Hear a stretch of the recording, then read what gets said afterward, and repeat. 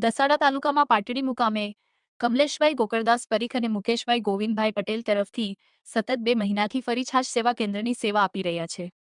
આ છાશ સેવા કેન્દ્રની શરૂઆત રામનવમીના દિવસથી કરી હતી। આજે પણ અખંડ ચાલુ છે અને કમલેશભાઈ દ્વારા જણાવવામાં આવ્યું હતું જ્યાં સુધી વરસાદ ન પડે ત્યાં સુધી આ સેવા ચાલુ રહેશે। આ સેવાની અંદર રોજનો અંદાજિત 12 થી 13,000 રૂપિયાનો ખર્ચ છે।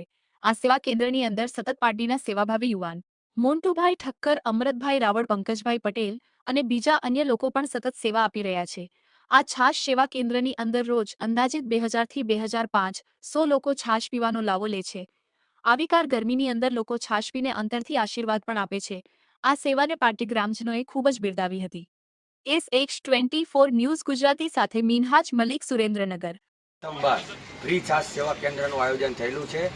આ છાશ સેવા કેન્દ્ર 26/3/2026 એટલે કે રામનવમીના દિવસથી આની શરૂઆત કરેલ છે।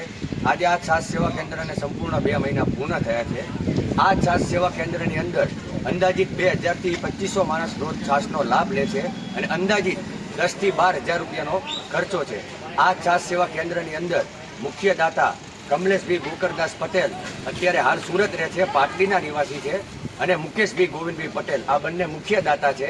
આમના સહયોગથી જ આ છાશ સેવા કેન્દ્ર શરૂ થયેલ છે અને જો ઉપરવાળાની દયા અને લોકોનો સહયોગ મળશે તો આ છાશ સેવા કેન્દ્ર એમની ઈચ્છા એવી છે કે વર્ષો વર્ષ સુધી આપણે ચાલુ રાખીએ અને જ્યાં સુધી વરસાદ નહીં પડે ત્યાં સુધી આ છાશ સેવા કેન્દ્ર શરૂ રહેશે। અને આ છાશ સેવા કેન્દ્રની અંદર જેને પણ દાન આપવું હોય તે દાન આવકાર્ય છે।